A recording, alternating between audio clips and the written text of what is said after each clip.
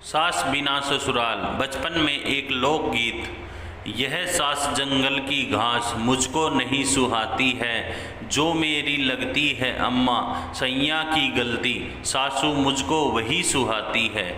सुनकर सोचा, शायद सास के जुल्म से तंग आकर किसी दुखी नारी के दिल से यह आवाज़ निकली होगी। कॉलेज में पढ़ने लगी तो किसी सीनियर को कहते हुए सुना, ससुराल से नहीं सास से डर लगता है।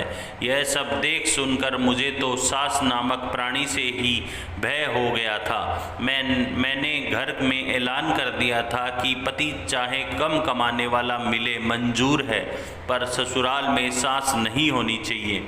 अनुभवी दादी ने मुझे समझाने की कोशिश की कि बेटी सुखी जिंदगी के लिए सास का होना बहुत ज़रूरी है, पर मम्मी ने धीरे से बुदबुदाया कि चल मेरी न सही तेरी मुराद तो पूरी हो जाए।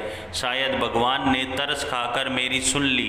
ग्रेजुएशन की पढ़ाई ख़त्म होते ही मैं सास विहीन ससुराल के लिए खुशी खुशी विदा कर दी गई। विदाई के वक्त सारी सहेलियां मुझे बधाई दे रही थी, यह कहते हुए कि हाय कितनी लकी है तू, जो ससुराल में कोई झमेला ही नहीं, राज करेगी राज। लेकिन वास्तविक ज़िंदगी में ऐसी बात नहीं होती। सास यानी पति की प्यारी और तेज तर्रार माँ का होना एक शादीशुदा स्त्री की ज़िंदगी में बहुत मायने रखता है। इसका एहसास सबसे पहले मुझे तब हुआ जब मैंने ससुराल में पहला कदम रखा।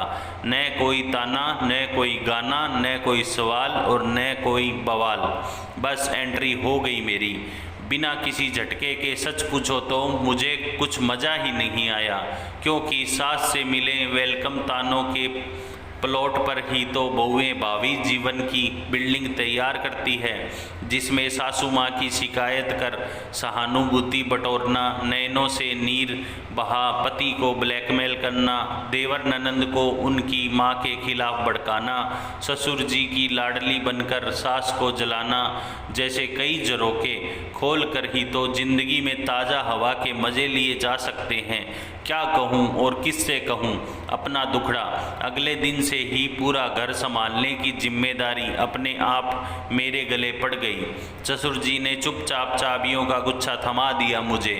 सखियों, वही चाबियों का गुच्छा जिसे पाने के लिए टीवी सीरियल में बहुओं को न जाने कितने पापड़ बेलने पड़ते हैं।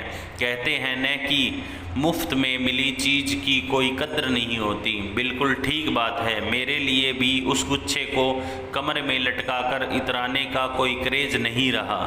आखिर कोई देखकर कूदने वाली भी तो होनी चाहिए। मन निराशा से भर उठता है। कभी कभी तो गुस्से और जलजलाहट में कभी बेस्वाद खाना बना दिया या किसी को कुछ उल्टा पुल्टा बोल दिया तो भी कोई प्रतिक्रिया या मिन मेक निकालने वाला कोई नहीं। इस घर में कोई लड़ाई झगड़ा या मनमुटाव नहीं। अब आप सब सोचो, किसी भी खेल को खेलने का मज़ा तो तब आता है जब खेल में द्वंद्वी और प्रतिद्वंदी दोनों बराबरी के भागीदार हों। एक तरफा प्रयास किस काम का। अब तो लगने लगा है लाइफ में कोई चुनौती ही नहीं रही, बस बोरियत ही बोरियत है। एक बार मोहल्ले की किसी महान नारी को यह कहते सुना था कि टीवी में सास बहू धारावाहिक देखने का अलग ही आकर्षण है। सास बहू के नित्य नए दाव पेच देखना, सीखना और एक दूसरे पर व्यवहार में लाना सचमुच जिंदगी में रोमांच भर देता है। उनकी बातों से प्रभावित होकर मैंने भी सास बहू वाला धारावाहिक देखना शुरू कर दिया। साजिश का एक से बढ़कर एक आइडिया देखकर जोश से भर उठी मैं। पर हाय रे मेरी किस्मत, आजमाइश करूं तो किस पर। बहुत गुस्सा आया अपने आप पर। अपनी दादी की बात याद आने लगी मुझे। उन्होंने मुझे समझाने की कोशिश की कि बेटा, सास एक ऐसा जीव है जो बहू के जीवन रूपी स्वाद में चाट मसाले की भूमिका अदा करता है, जिससे पंगे लेकर ही जिंदगी जायकेदार बनाई जा सकती है। काश उस समय दादी की बात मान ली होती तो मजबूरन दिल को यह न गाना पड़ता, न कोई उमंग है न कोई तरंग है, मेरी जिंदगी है क्या सासू बिना बेरंग है। मायके जाने का भी दिल नहीं करता। अब तो क्या कहाँ जाऊँ, क्या करूं? वहां बैठकर बहनें मम्मी से जहां अपनी अपनी सास का बखान करती रहती है, मुझे मजबूरन मूक श्रोता बनकर सबकी बातें सुननी पड़ती है। बड़ी दीदी बता रही थी कि कैसे उनकी सास ने एक दिन चाय में कम चीनी डालने पर टोका तो दूसरे दिन से किस तरह उनकी चाय में डबल चीनी मिलाकर उन्होंने उनका शुगर लेवल बढ़ा दिया। लो अब पीते रहो बिना चीनी की चाय।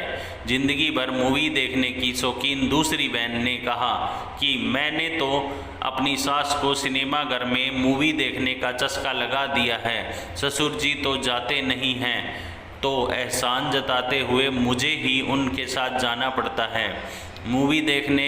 फिर बदले में उस दिन रात को खाना सासू अम्मा ही बनाती सबके लिए तथा ससुर जी बच्चों का होमवर्क करवाते हैं। यह सब सुनकर मन में एक ठीस सी उठती है कि काश ऐसा सुनहरा मौका मुझे भी मिला होता। अब कल की ही बात है, मैं किट्टी पार्टी में गई थी। सारी सहेलियां गपशप में व्यस्त थी। बात फिल्म फैशन स्टाइल से शुरू होकर अंत में पति बच्चों और सास पर आ टिकी। 4 वर्षीय बेटे की मां मीनल ने कहा, भाई मैंने तो मम्मी जी से एक्सचेंज कर लिया है बेटों का, अब उनके बेटे को मैं संभालती हूँ और मेरे बेटे को मम्मी जी। सुनकर कूद गई मैं। सुमिता ने मेरी तरफ तिरछी नज़र से देखते हुए मुझे सुनाते हुए कहा, सुबह पति और ससुर जी के सामने मैं अपनी सास को अदरक और दूध वाली अच्छी चाय बनाकर दे देती हूँ। फिर उनके ऑफिस जाने के बाद से घर के कई छुटपुट कार्य जैसे सब्जी काटना, आटा गूंदना, चटनी बनाना, बच्चों को संभालना में दिन भर इतना व्यस्त रखती हूँ कि उन्हें फुर्सत ही नहीं मिलती कि मुझ में कोई कमी निकाल सके। शाम को फिर सबके साथ गर्मा गर्म चाय और नमकीन पेश कर देती हूँ। बस उसके इतना कहते ही एक जोरदार ठहाका लगाया सारी सखियों ने। बात खास सहेलियों की जाए तो पता चला कि सब ने मिलकर व्हाट्सएप पे एक ग्रुप बना रखा है जिसका नाम रखा है सासू माँ, जहाँ सास की खटी तीखी बातें और उन्हें परास्त करने के तरीके एक दूसरे को सेंड किए जाते हैं, जिससे बहुओं के दिल और दिमाग में दिन भर ताजगी बनी रहे। पर मुझ जैसी नारी को उस ग्रुप से भी दूर रखा गया है, अछूत की तरह। पूछने पर कहती हैं कि ग्रुप का मेंबर बनने के लिए एक अदद सास का होना बहुत ज़रूरी है। मजबूरन मन महसूस कर रह जाना पड़ा मुझे।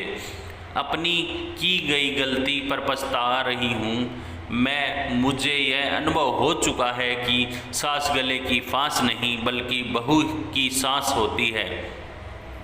बात समझ में आ गई मुझे कि सास बहू दोनों का चोली दामन का साथ होता है, दोनों एक दूसरे के बिना अधूरी और अपूर्ण हैं। कभी कभी दिल मचलता है कि काश मेरे पास भी एक तेज तर्रार, दबंग और भड़कीली सी सास होती, पर ससुर जी की अवस्था देखकर यह कहने में संकोच हो रहा है कि पापा एक बार फिर घोड़ी पर चढ़ने की हिम्मत क्यों नहीं करते आप। नई लड़कियों और अविवाहित सखियों ने मेरा विचार बदल चुका था। अब दिल की जगह दिमाग से सोचने लगी हूँ। मैं पति चाहे कम कमाने वाला हो पर ससुराल में एक अदद सास जरूर होनी चाहिए। जय सासू माँ की। दोस्तों, मेरी ये कहानी आपको कैसी लगी प्लीज़ कमेंट करके बताएं। हमारे चैनल को लाइक करें, शेयर करें और सब्सक्राइब करें। आपका बहुत बहुत धन्यवाद।